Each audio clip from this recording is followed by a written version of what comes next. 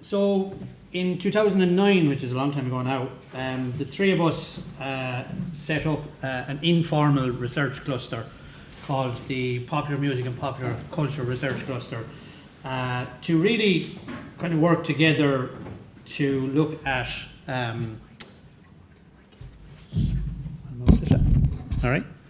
to look at running a number of conferences on popular music figures at the time. And so we convened a number of very successful international conferences at that time, which then led into a number of books and journal articles. And we began to do that with quite a lot of regularity. And eventually the three of us decided that we should really kind of try to take that on to the next step, to look at other stuff, look at other areas, involve more people, and do different things than the three of us could do as a research cluster. So the development of this centre then was kind of the next logical step for us to do. So we put in an application to be recognised as a centre within UL, which was approved, and the Centre for the Study of Popular Music and Popular Culture in UL is the only centre of its kind now in Europe. And I suppose what we intended to do, and hopefully what we are doing, is examining popular music and popular culture in globally diverse, in a globally diverse range of settings, while also paying close attention to what happens in the university's immediate hinterland. The centre is managed by three directors, as you can see on the slide here, which is Aileen, Owen and myself. And then the board consists of 11 members within UL, and we also have an international advisory board, which includes people like Noel Hogan from the Cranberries, Marion Keyes, and a number of academics in the UK and elsewhere. In terms of fitting in with the faculty and departmental structures, the centre is cross-faculty. It's a cross-disciplinary centre and operates across multiple levels of orientation. And essentially, the centre operates then, in terms of the work that we do, across 6 research teams, which fall under then the twin pillars of popular music and popular culture. So you can see the 6 teams here.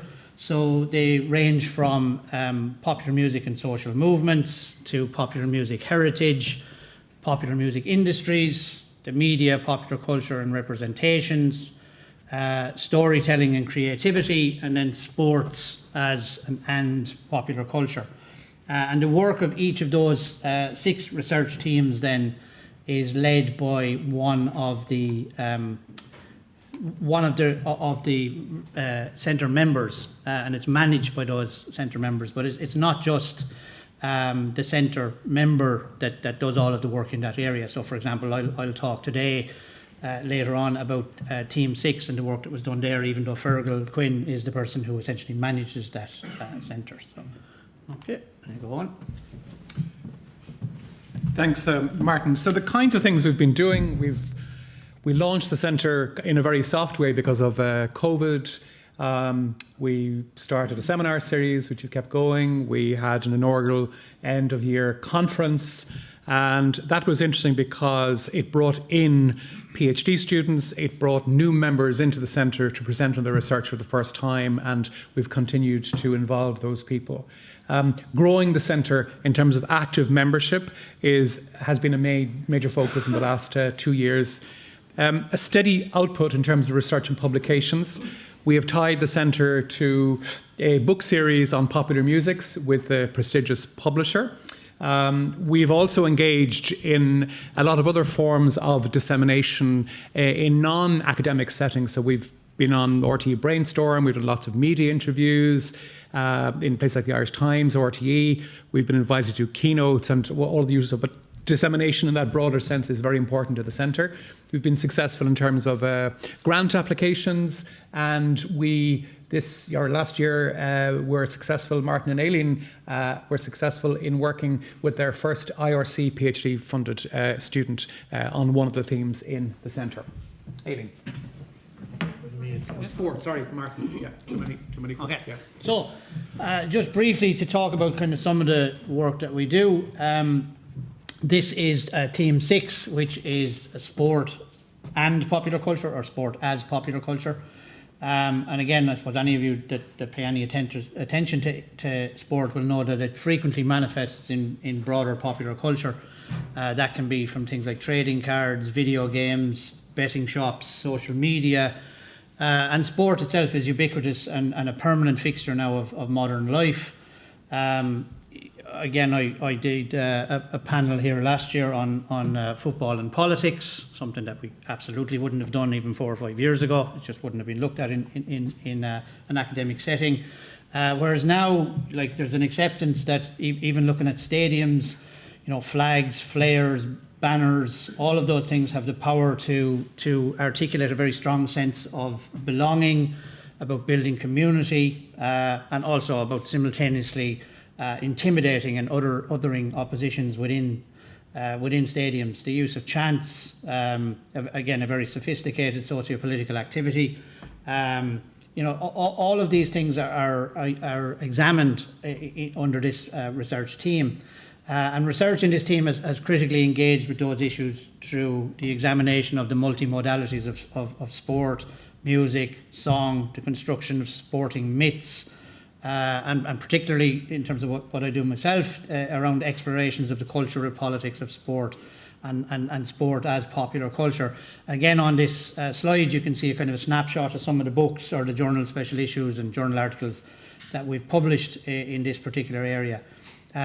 And Phil here, who you can see at the bottom of the slide, Owen mentioned already, we're delighted that the Centre's first PhD scholar, Phil Bonjour, has been funded by the Irish Research Council, and he's undertaking his doctoral research under the supervision of Aileen and myself, and he's examining the sonic construction of atmosphere in stadiums, in football stadiums in France.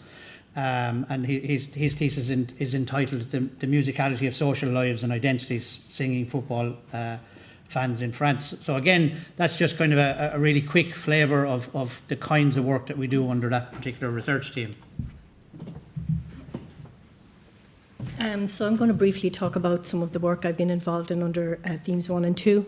Next year is our 10-year anniversary to our book, Songs of Social Protest. The book was published in 2018, but we held the conference in 2015.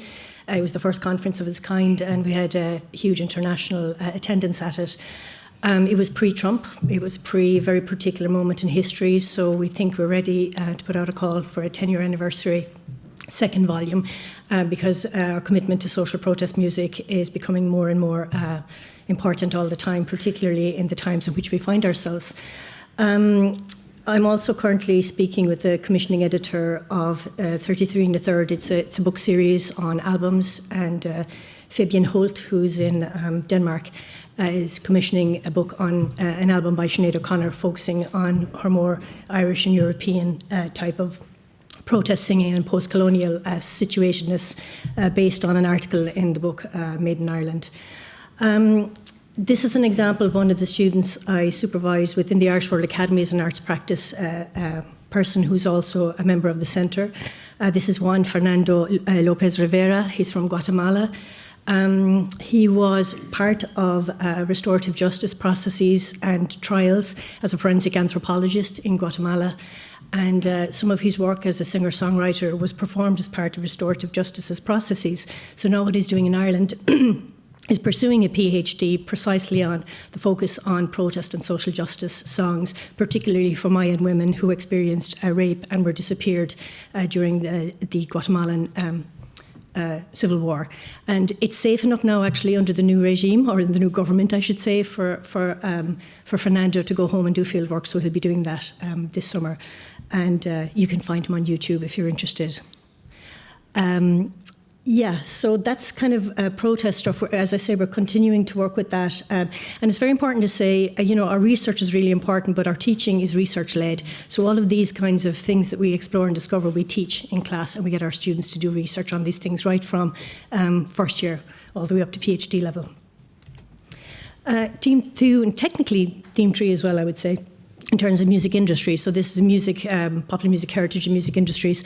I was involved in a HERA-funded Humanities in Europe research area funded project from 2019 to 22. It was a 1.2 million project with 5 partner universities and countries. And I was the PI for Ireland, and had a postdoc with me, Dr. Sarah Rain, who since has gone on to secure a really excellent project, a Science Foundation Ireland project in Dublin. And as part of the HERA project, it was called Festiversities. It was looking at music festivals, public spaces and cultural diversity. And we were looking across these 5 countries. It happened during COVID. So many of our outputs are actually about methodological challenges and new ways of doing popular music ethnographies. And these publications are slowly coming out. And Sarah and I are looking at actually doing a book on music festivals in Ireland, and again with that sort of social justice and sustainability element oriented towards it. And as part of the Festiversities project, one of our festivals was Tradfest Temple Bar in Dublin.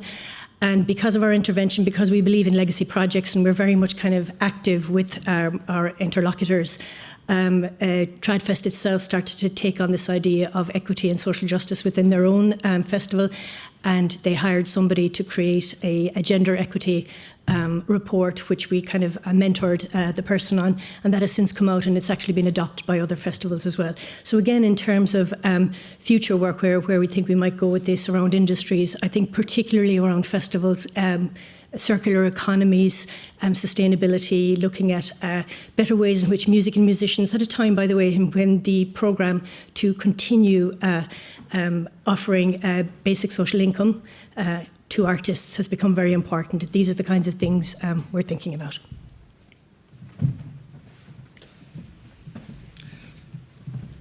So thanks, Aileen. Just by coincidence, this is one of our outputs. If you know your indie music, The Fall, the most important band probably ever from Manchester, well, maybe not. Always different, always the same. Martin and I published this last year. It's done very well critically and commercially, and it's out today in paperback all over the world. I suppose just to reiterate that it's not just Aileen, Martin and myself. We have been quite active in terms of getting new members who are very active, who are contributing to the centre. Our first report documents lots and lots of outputs and achievements by other younger scholars and new scholars in the University of Limerick. So Stephen Ryan, for example, got an Arts Council Agility Award. Mairead Moriarty and Elaine Vaughan, who are colleagues in sociolinguistics, they're part of the centre. They've been very productive in terms of publishing book chapters and journal articles and books. Kathleen Turner on conference organisation. We've had a lot of high-profile seminars with media producers, and Melissa Hidalgo, who was a former Fulbright of ours here, came back last year to speak. Martin and I have just put to bed a special issue of the Journal of Applied Journalism and Media Studies on the theme of media and poverty. So we've been very active, I think, across a lot of fronts.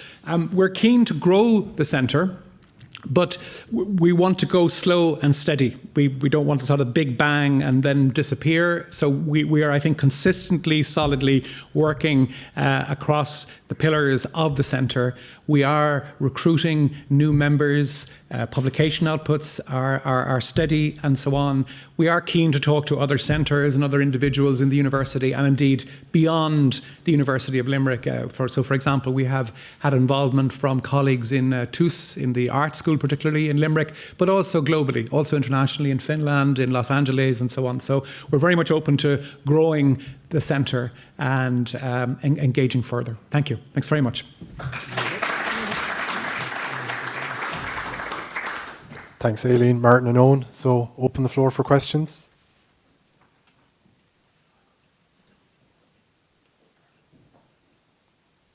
They're just mesmerised. They're just mesmerised, yeah. Just one question, I guess, the kind of rise in cancel culture, would that be something studied within the centre? I'm just... It would fit, but there hasn't anything been done on it yet. Yes. But it would, yeah. Yeah.